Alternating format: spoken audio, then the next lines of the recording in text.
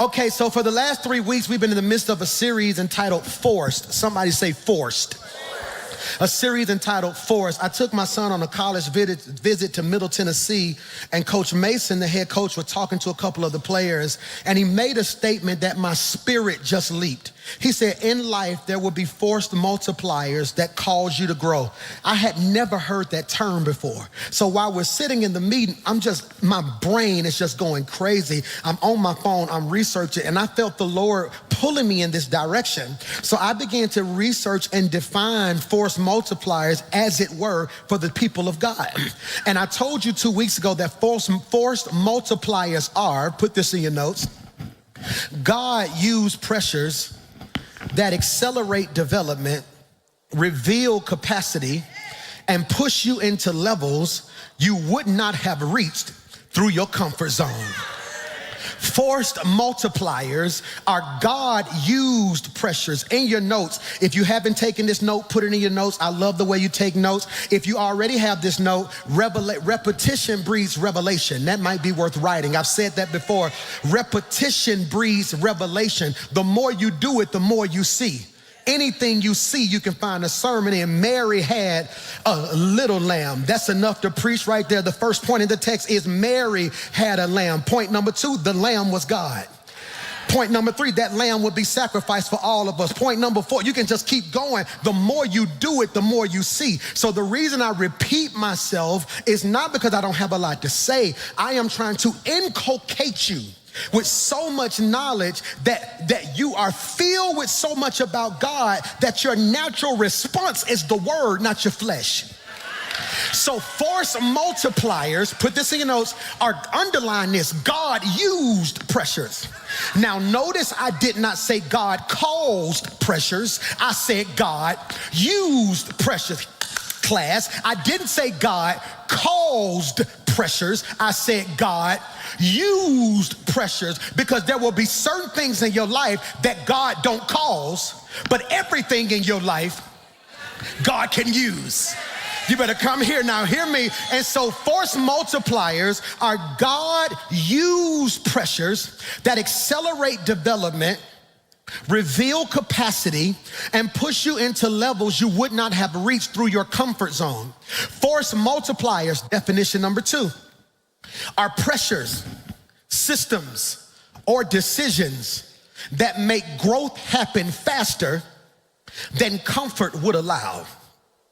Preach, Michael. Force multipliers are pressures, systems, here's the one that's been speaking to me this week, and decisions that make growth happen faster than comfort would allow. My family right now, we're in so much transition, moving and doing all of this. We made some decisions to place one of my sons in a different school. Now the other babies are getting placed in a different school. And on the surface, I thought we were making sort of a life decision or a football decision, but seeing the way he has been forced to grow up. Oh no, I'm in one of the weirdest seasons I've ever been in. I've never been in this season in my life ever. This summer is my last summer with all my boys under one roof. Xander leaves in July to go to college. Michael leaves in August to go to college. In December, Mason graduates early. So I'm realizing with Xander, I ain't got but another month, probably 35 days. With Mike, I got another 2.5 months. With Mason, I only got 8 months left. So now, cool dad is about to seem somewhat irritating, because I'm realizing there are certain lessons I haven't taught yet. So I'm gonna have to add a little pressure to try to squeeze all these lessons into the small window I have. Sometimes you are frustrated with God because you're like, God, why does it feel like every time I turn around, I'm going through something? And God has said, this is how we can do it. Either I can force you to grow up in 2026 or just let you repeat that cycle for another 2 years. And so instead of crying about what you're going through, every now and then you got to say, God, I see what you're doing behind closed scenes. Because God told me to tell you the reason I'm putting pressure in your life is because I am accelerating your growth, because what I got for you is for you. But in certain seasons of your life, if you didn't get the lesson in the past, he accelerates it in the present so it does not ruin your future. Definition number 3. Force multiplier is any pressure, disruption, or responsibility that removes, that was a good shout laugh right there, that removes the option to stay the same. That's so good. I gave you that definition last week. A force multiplier is any pressure, disruption, or responsibility that removes the option to stay the same. Okay, in your notes, did you write that? Have you noticed that you've become my note partner when I preach a lot now? This is her seat. I don't care what's going on. You can come late from now on. You get this seat. You help me preach, all right? So in your notes, because I like written notes. So in your notes, I want you to write, force multiplier is any pressure, disruption, or responsibility. Here's the part I need you to underline, team, that removes the option. I didn't see that last week. Removes the option. Let me ask this question deductively. If it removes the option, that means at one point you had. Preach, Michael. So a force multiplier removes the option that you previously had. Why is that important, PMJ? Because if God removes the option before the multiplier, it is evident that he gave you an option to grow, but you didn't pick it. In 2024, he said, I'm gonna give you a chance to be a good steward or blow your money. You choose to live it up. In 2025, I'm gonna give you the option to stay single and grow or just date randoms, and you chose that. So in 2026, God is saying, what I got planned for you in 2027, you should have been developed to a certain point by now. But since you didn't pass the test of 24 and 25, I'm going to remove the option because you're going to another level whether you want it or not. I just need you to look at your neighbor and say, he's forcing me to grow up. That's why people you depended on falling off. That's why money you was counting on ain't coming through. That's why opportunities you were banking on ain't happening. It's because God is saying, I don't need you relying on them. I need you relying on what I put inside of you. And if I gotta force you to grow up, I'll force you. All right, don't laugh at me. I grew up ghetto, right? So you're gonna find out who ghetto in the room in about 1 second, because all y'all new school over the mountain, we on 280 now, we on Valleydale. So now all of y'all got money. This is the rich service now. Valleydale, God bless you. But to my ghetto people, you know that in your refrigerator, you got ketchup, right? Only problem is, you're not sure if there's any real ketchup in the ketchup, okay? Ghetto folk don't throw stuff away like y'all rich people throw stuff away, okay? Rich people, the moment you squeeze it and don't none come out, you thought no. But ghetto folk,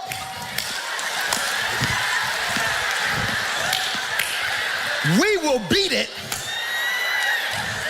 until it produces.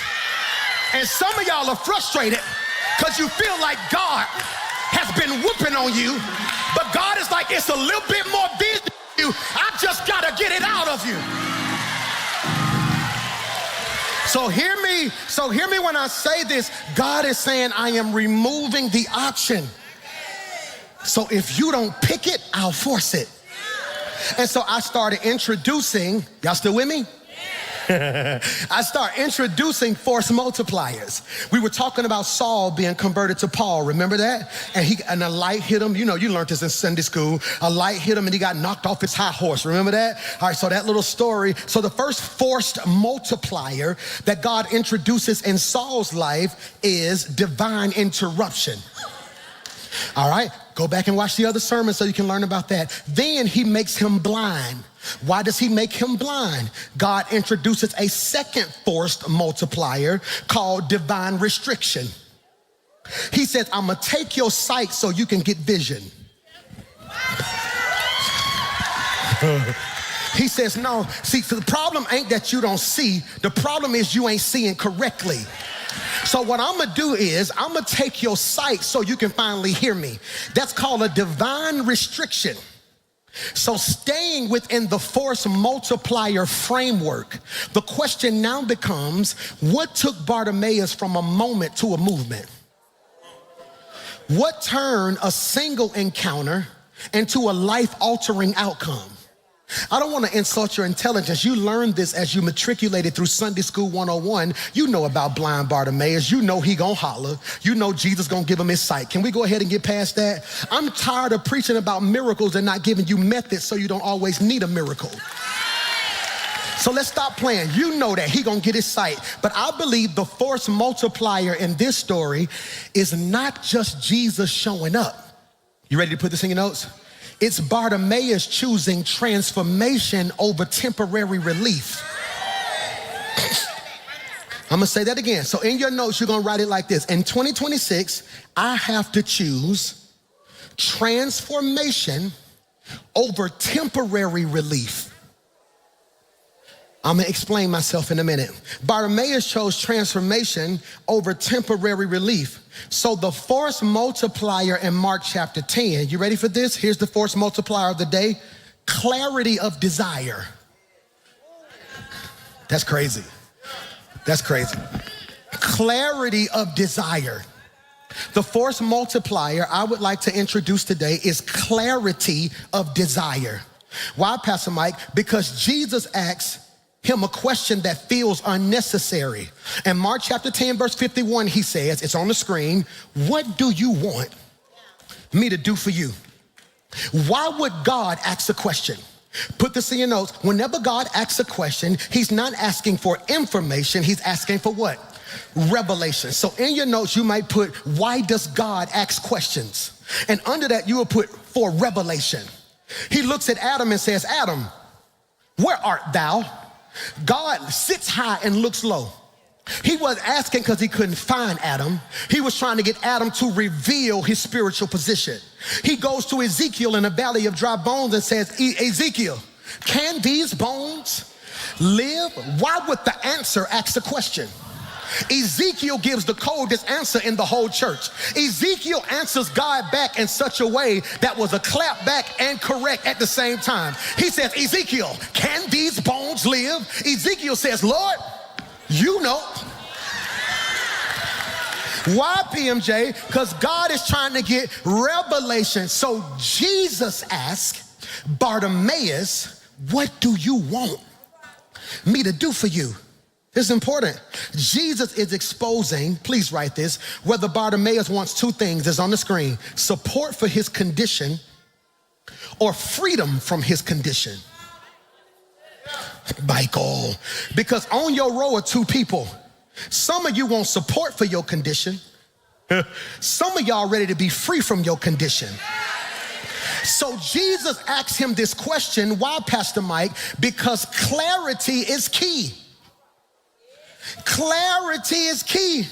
Let me ask you this question. If you got in your car before you left here today and out of nowhere a light shined down from heaven and you heard the voice of God say to you, what do you want? Could you answer it? The answer's gonna be no, because you don't have clarity. Clarity is key. Why do I need clarity, Pastor Mike? It's on the screen. Because clarity focuses your faith. Clarity focuses your faith. Blind people begging ask for a lot of stuff, but transformed people ask for one thing that can change everything. I'm gonna say that again. He asked him what he wants. Don't think Jesus ain't been peeping game. He is the author and the finisher. He's the Alpha and the Omega. He's the beginning and the end. He wrote the story, acted in the story, produced the story, and shot the story. This is who Jesus is. So when he rose up on the scene, he's peeped the fact that Bartimaeus is begging for money. Bartimaeus is blind and now he's begging for money. Do I need to make that say? I'm gonna see if you catch this. He's asking for coins instead of change. That's a double entendre and you missed it. He's asking for change instead of change. He think currency gonna do what anointing can do. And for many of you, God is like, I need you to get clarity, because if I ask you what you want, you're gonna ask me for stuff that you don't need. Well, God, if you don't mind, pay this bill, take care of my children, do X, Y, Z. And God is like, if you had clarity, you wouldn't ask me for a lot of stuff. You would just ask me for one thing that could fix everything. I'm gonna say this and only 10 of y'all gonna catch it. God, in 2026, this summer, just give me one idea that'll flip everything in my life. Just give me one blessing that'll fix all my issues. Give me one thing. Why, Pastor Mike? This is critical. It's critical. It's critical. One thing. One thing. Why is that important? Put this in your notes. Because when you are unclear, you settle for anything. But when you are clear, you pursue what matters. Do I need to say that again? When you are unclear, you settle for anything. But when you are clear, you pursue what matters. He asked Solomon, what do you want? Solomon could have said, give me $1 billion. Solomon could have said, give me 1,000 wives, because you know Solomon liked them women. God says, he tells God, you ain't got to give me none of that. Just give me wisdom. Because if you give me wisdom, I'll be able to handle everything else. But put this in your notes. When you are unclear, you settle for anything. But when you are clear, you pursue what matters. This is the difference, put this in your notes, in being hungry and having an appetite. This is the difference between being hungry and having an appetite. I had to do a concert yesterday, right? So the AKAs had their convention in Birmingham. And so literally, it was like 4,000 AKAs in Birmingham. The president called and said, Pastor Mike, we want you to come do worship. So we in the AKA conference, and literally, hear me when I say this, they crying, hands lifted, worshiping. The Holy Spirit done moved, but I'm downtown. So here's the issue. I'm downtown. Oh, Lord, we got guests here. Only Birmingham people gonna catch what I'm finna say. And you can't be downtown and not go by Green Acres. Where my folks at? Come on, don't leave me hanging now. So I'm leaving the assignment. I'm downtown. Only problem is I get to the street Green Acres on, and the foot soldiers or the civil rights legends are having an event. So the team looking at me like, well, Pastor Mike, you can't walk out there. There's people out there. They gonna hold you up. But in my head, I knew I had an appetite for Green Acres. So forget what they talking about. By the time they get through saying, Pastor Mike, I'm out the door, hat pulled super low, and I'm doing that walk. How you know how you walk fast when you're supposed to be somewhere? I'm walking fast. Out of nowhere, the DJ say, oh, we got Pastor Mike in this thing. So I hit him with, hey, how you doing? God bless you. Then one of the church mothers came and grabbed me. Oh, Lord, we prayed that you would come. Come speak to the people real quick. So I go on stage. I done spoke. Then she looked at me, sing a song real quick. I done sung, we shall overcome. So I'm like, God bless you. Then they grab me and take me. If you ever go to Green Acres, the building next to it, the room next to it, is a civil rights room. So if you go, they're like, that's your granddaddy's obituary right there. That's your great uncle's obituary. This when your granddaddy walked with King. This when your granddaddy walked in Selma. I'm like, oh, that's so great. I know this already. In my head, I'm not here for history. I'm here for that chicken and them fries that got the ketchup and the hot sauce on it, and then the bread on top of it, but you take your bread and put your fries in the bread, then you make a little bread top. I done felt the spirit that quick right there. And the whole while I'm there, I'm like, thank you so much, God bless you. No, I'm good. Then one of the church mothers said, you know, you ain't a pastor to the church mother. Y'all make sure Rem eat. So they're like, we gotta feed Rem. So out of nowhere now, I look over there, they got a little hot plate. They got pasta salad, catfish, spaghetti, wings, and they making me a to-go plate. I done lied. I'm not hungry. I'm so, man, I'm not hungry. I already ate. I'm fine. Please, man. No, you need to eat you something. Man, I'm so sorry. Trust me, I'm good. I'm good. See, because when if I was hungry, I would have ate whatever. But because I had an appetite, I was able to tell this no, because I know what I wanted. Stop being mad over your last 3 exes. You was just hungry. Preach, Michael. Stop being mad over the job you worked that you shouldn't have been in. They caught you in a season when you were hungry. But in 2026, I'm getting my appetite back for what God wants for me. Am I preaching to anybody in here? That's why certain friends don't fit no more. You ain't hungry no more. That's why certain places don't feel the same. You ain't hungry no more. Your appetite. Your appetite is changed. Okay. Oh, this is the young service. My young people are like, I don't get it. See, this is why you can't be thirsty.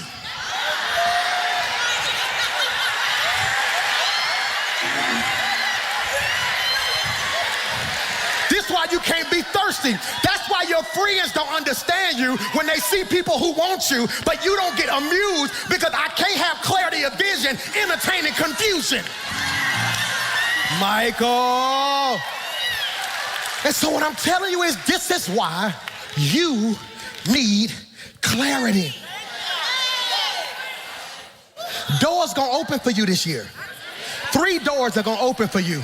Doors that you knock on, doors that you did knock on, and doors that you knocked on. You need clarity to know, because what the devil will do, say that better, Michael. Say that better, Mike. Say that better, Michael. Say that better, Michael. I want to get clipped for him for saying the wrong thing. Okay, no. What the devil will do, the devil don't do miracles, but he do mimic. That's good. The devil don't do miracles, but he do mimic. No, this is why you see him tell Jesus, if you're really the Son of Man, turn these stones into bread. And then Jesus says, man should not live by bread alone, but by the very word that proceeds out of the mouth of God. Why would you ask the bread of life to make bread? Because the devil don't do miracles, he mimics. So what the devil will do is he know God is getting ready to open doors. So what he will do is open doors that look like doors. I gotta get out of here. I gotta get out. So, but if you don't have clarity, you'll settle for anything.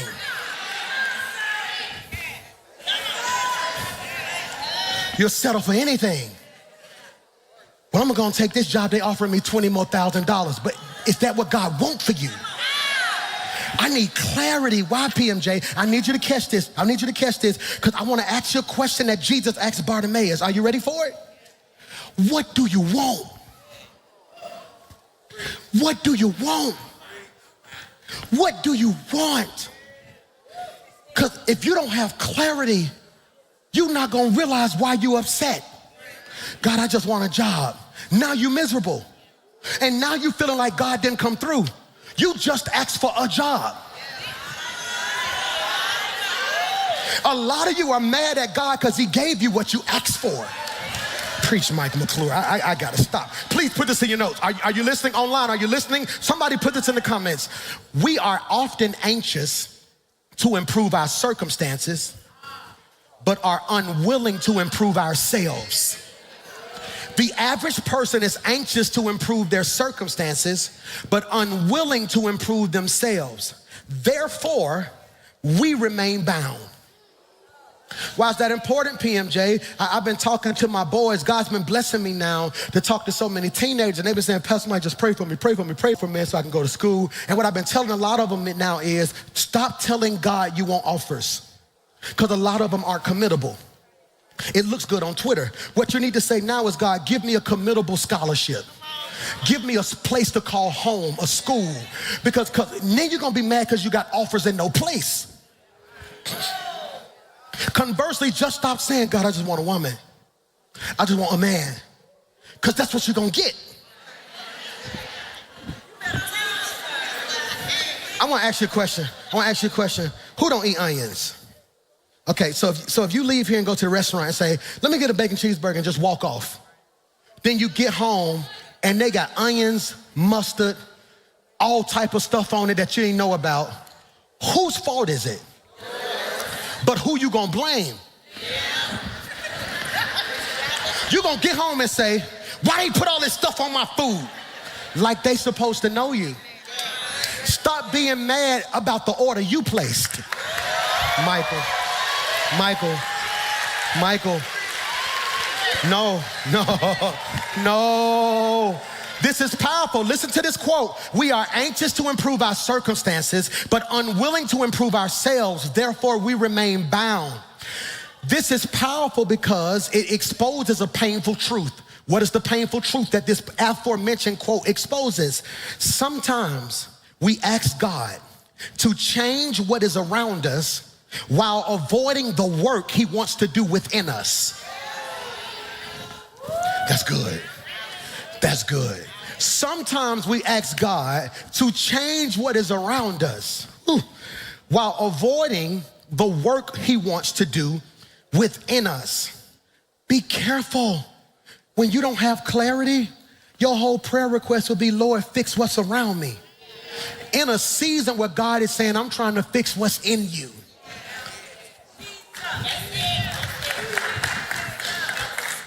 This is why when we tiptoe into the corridors of today's text, we find ourselves situated and acculturated in this pregnant Markan text. It is in the book of Mark, chapter 10, verse 46. It says, then they reached Jericho, and as Jesus and the disciples left town, a large crowd followed him, a blind beggar. That's all I need for today. That's all I need for today. It's too much in this scripture. We don't need the miracle right now. Let's just deal with this. A blind beggar, let's pause and parenthetically digress. My professors at Yale Divinity, we argued for about an hour and a half over this statement. Why did Mark give us his name? I'm always built to think critically, and they were laughing at me. I said, but why they say his name? In other gospels, they just say a blind man, but in this gospel, they say a blind man by the name of Bartimaeus. And we settled on this fact that Bartimaeus, once he gets his sight, follows Jesus and almost becomes sort of an evangelist. He was blind. Jesus gave him his sight. Then he lived his life helping other people see. So maybe Mark had to give us his name so when you see him in the future, you won't forget where he come from. That's why a whole lot of people can't stand you now. They didn't see your chapter 10, so when they roll up on your chapter 15, they think you got here overnight and don't realize God brought me from a mighty. But look at this now.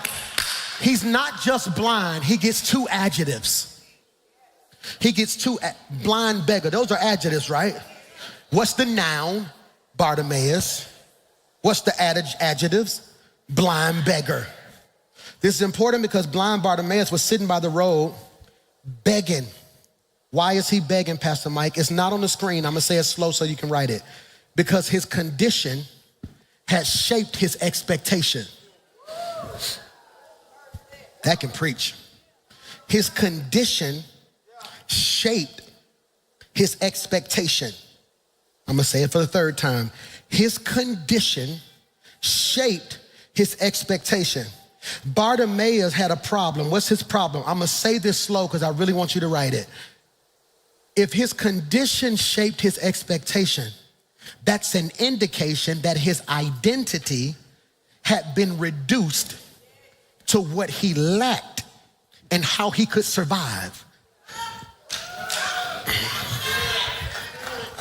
I'm gonna say it again. If his condition shaped his expectation, that means his identity, who he felt he was, had been reduced to what he lacked and how he could survive. This is what I am trying to get people to realize about a lot of young people and about those of us who grew up in circumstances that weren't the best. They don't realize sometimes our condition shaped our expectation. One of the greatest interviews I ever seen was this interview of Tupac Shakur, and he was oh my God, the reporter was asking him, why are you so aggressive and violent? Tupac said, well, I tried my whole life. Imagine if we said, hey, imagine if I walk up to a door and say, please, I'm hungry, will you let me in? Then I came in singing, oh, I'm so hungry, please let me in. He said, after the 10th time, I'm kicking through the door, bop, guns blazing, block, block, give me the food. He said, my condition matured my aggression. His condition shaped his expectation. Instead of asking, he was now conditioned to feel like he had to take. Which is why I personally feel you can't fight crime and not fix economics at the same time. Because a lot of crime ain't built just off of violence, it's built off of economics. So you telling me not to do this, and I'm not condoning violence, but what I am saying is everybody who stole wasn't bad. Sometimes the condition shifted their expectation, and now their identity is reduced to what they lack and how they can survive. So now instead of being faithful, Bartimaeus decides he has to hustle. So now he comes up with a hustle. I'm gonna stand on the road and beg for money. Because begging improved his moment. He don't realize healing would have transformed his life. Money could help him eat today, but healing would have changed how he ate every day. Y'all don't hear me in here. Please put this in your notes, because some of us keep asking God for relief when God wants to give us restoration. Michael, some of us keep asking God for relief when God really wants to give us restoration. Can we go deeper? Come on, church, can we go deeper? I'm gonna say it one more time. Some of us keep asking God for relief when God wants to give us restoration. This is powerful because it sits at the intersection of theology, psychology, and human behavior. This is powerful because it sits at the intersection of psychology, theology, and human behavior. In psychology, this is the distinction between, put this in your notes, proximal needs and ultimate needs. We do want to go deeper, don't we? This is the difference in psychology, because I have to mix my psychology with my theology. So in psychology, this is the difference between proximal needs and ultimate needs. Pastor Mike, what are proximal needs? Proximal needs, put this in your notes, is immediate relief of discomfort. Proximal needs are immediate relief of discomfort. I want you to underline immediate in your notes. That's important. When there's a proximal need, you're saying, God, fix what is hurting now. What's a ultimate need? Long-term transformation of a condition. Michael. So proximal is immediate. Ultimate is what? Long term. Come on, class. Proximal is immediate. Ultimate is, okay, put it on the screen. Proximal is immediate relief. It's not just immediate, it's immediate relief. What is ultimate? It is long-term transformation. Go back to proximal. Proximal is pain medicine. Ultimate is surgery. Proximal is fix my runny nose. Ultimate is get rid of the flu.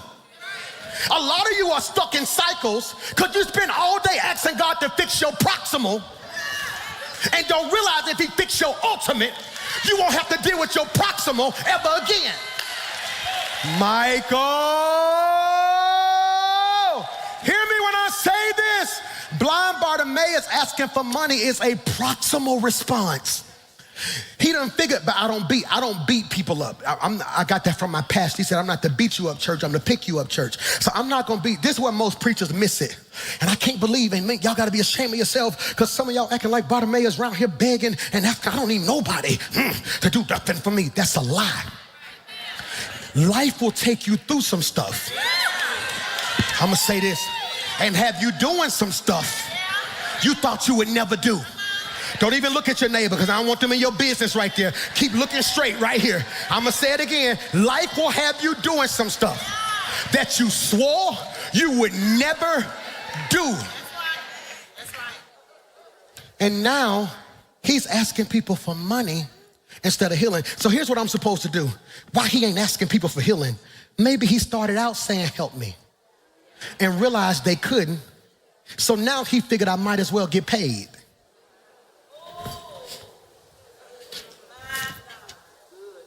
This is why people can stay stuck, because they become conditioned to solve today's pain instead of tomorrow's freedom. This is why people stay stuck, because they condition themselves to solve today's pain instead of pursuing tomorrow's freedom. This is what psychologists call, put this in your notes, learned helplessness.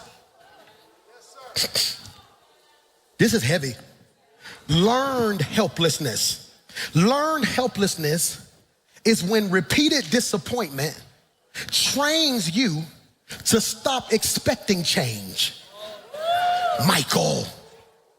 Learned helplessness is when repeated disappointment trains you to stop expecting change. Learned helplessness is when you've been losing so long you stop expecting to win. When folk done lied to you so long, you feel like you're supposed to get lied to. It's when folk done left you hanging so long, you stop asking for help. It's when you start presupposing pain before you experience it.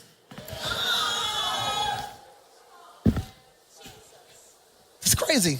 So in life, learned helplessness is a condition in which a person has been exposed to repeated failures, resistance, or opposition, and begins to believe that no matter what they do, it won't make a difference. So they stop trying, not because they're incapable, but because they feel ineffective.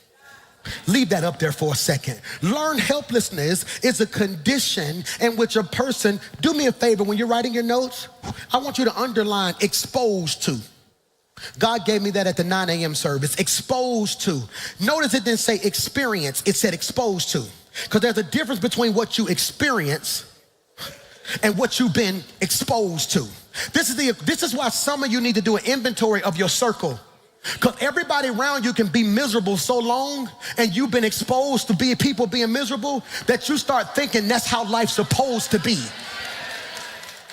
It's what you've been exposed to. It's when mama didn't like her man, then your aunties didn't like their man. Now your friends can't stand their man. So now you have no expectation for a good man because all you've been exposed to is their complaints.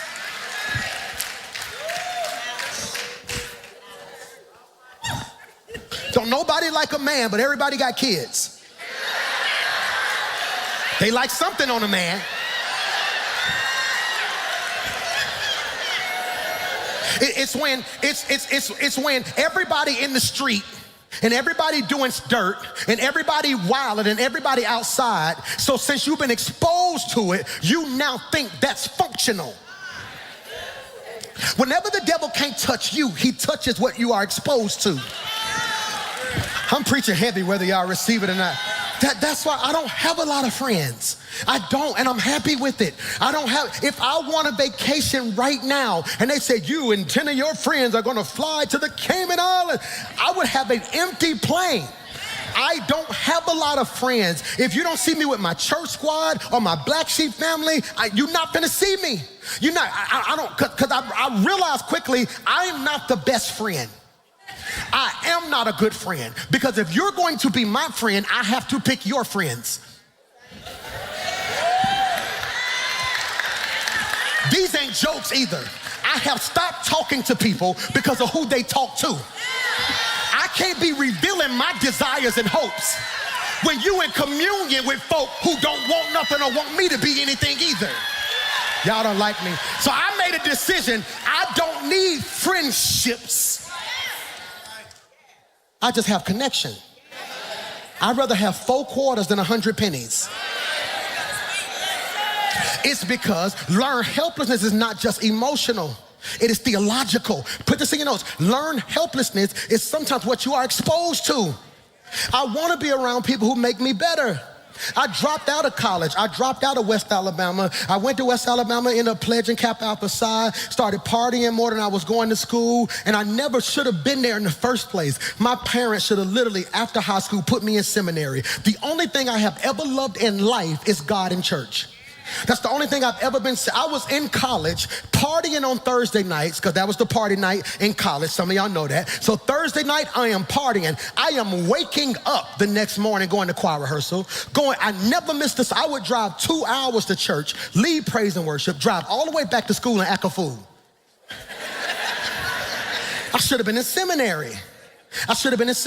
So I drop out of college, come home, get involved in ministry. Then my circle changed. Everybody in my circle were doctors.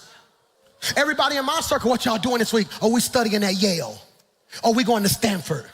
Oh, we going to Dallas Theological Seminary. After a while, I was like, I'm not going to be the only person not smart. They exposed me to education. Therefore, it made me, the only reason I got to Yale was because of the circle I was in. They were doing a program where they were trying to take urban pastors under 30 and trying their best to make a connection. They picked 5 pastors under 35 to bring to Yale absolutely free, to do a 2-year study program. So I would literally fly to Yale, be there Thursday, Friday, Saturday, wake up early Sunday morning, fly all the way back to Birmingham, come to church and preach. Did that for 2 years. That wasn't because I'm an educational guy. I was the class clown. Can't you tell? It was because I got exposed to people who wanted more. I wonder how much greater you could be if you weren't the only one in your circle reaching for something. I'm preaching whether you receive it or not. Matter of fact, look at your neighbor and say, you mess around and sat next to the right person. Tell him you sat next to somebody who reaching for greater. Tell him, matter of fact, my next praise ain't even for my breakthrough. I'm praising God for the person sitting next to me. Like, God, if you don't do it it for me, at least do it for them. Because I want to see you become everything God called you to be. But I don't get there without clarity. Hear me when I say this. Hear me. So put this in your notes. In the spiritual life, I'm finna send you home. In the spiritual life, learned helplessness is not just emotional. My young people got their phones out flashing preach PMJ at me. Okay, in the spiritual life, learned helplessness is not just emotional, it's theological. Here's what Dr. Howard Hendricks of Dallas Theological Seminary said, and I'm paraphrasing. He said, it's the subtle belief that God won't show up for you like he did before. It's not that you deny God's power. You just don't believe that you are actually next in line to see it. So learned helplessness will have you sitting in church saying, it's gonna happen for them, but it may not happen for me. The devil is a liar. I've been trying to be psychological and theological. Now I gotta be baptological. What God got for me. I'm in the wrong church. Hold on. It is for me. And God sent you to church today to get your expectation back. I just need you to reach over that neighbor because they ain't called it yet and high five another neighbor and tell them I'm getting my expectation back. I started believing it wasn't gonna happen for me. I started believing I missed my season. I started believing it wouldn't work out in my favor. But I leave in church today saying it's getting ready to happen for me. I just need 3 people who can shout, it is my season. That what the devil meant for evil, God shifted it for my good. Just walk over and touch 5 people and shout, it will.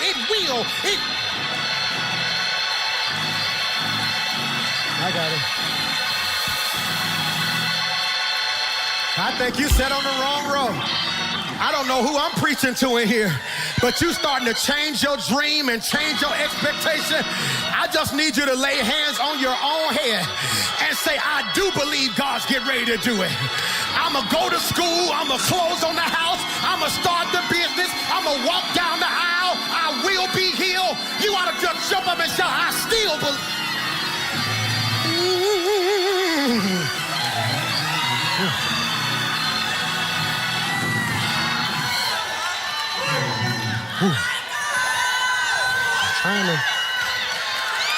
I'm trying to chill.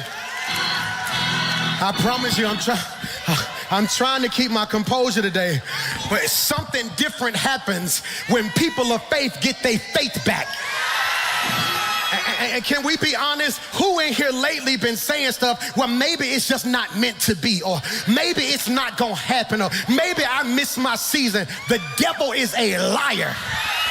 And stop listening to people who telling you it ain't gonna happen. Just because God didn't do it for you, don't mean God ain't gonna do it for me. I believe God can do exceeding and abundantly. Y'all go.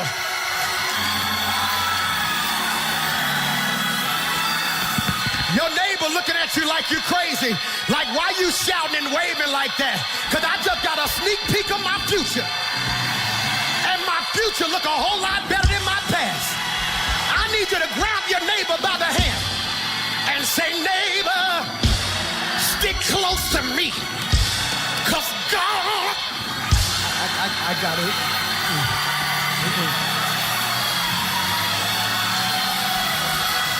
I'm trying. I'm scared to say this because 10 of y'all gonna praise God. It's getting ready to happen for you. I said it's getting ready to happen. I said it's getting ready to happen. Walk over to somebody and slap your neighbor a high five and say, neighbor, I got a feeling that it's getting ready to happen. Say, whatever it is, the Lord is getting ready to turn it around. I dare somebody to bust a 360. Because every time I turn around, the Lord keeps blessing me. Bust a 360. like your money just turned. Bust a 360 like your career just turned. I got a feeling that everything is gonna be all right. Take your neighbor by the hand and pull your neighbor on their feet and say, neighbor, this is your last year being down like this. Tell them this is your last year struggling like this, because God is getting ready to turn it around. God bless your church. I didn't mean to preach like this, but I just got a sneak peek of what the rest of this year is getting ready to look like. And God is getting ready to blow your mind. Now do me a favor and take your neighbor by both of their hands. Take your neighbor by both of their hands. No. Take your neighbor by both of their hands and shake them and rock them. Rock them and shake them. Shake them and rock them. Rock them and shake them. Shake, shake, shake. Shake your neighbor and say, neighbor, it's getting ready to happen. Weeping may endure for the night, but joy, I said joy is coming in the morning. Can I testify? I've had some good days. I said I had some good days, and I've even had some hills to climb. But when I look back over my life, when I look back over my life, when I look back over my life, when I look back over my life and think things over, all of my good days, all of my good days, all of my good days, all of my troubles, all of my good days, they outweigh all of my bad days. And I won't complain. If you're not too mean, throw your hands up, throw your head back and say, yes, yeah.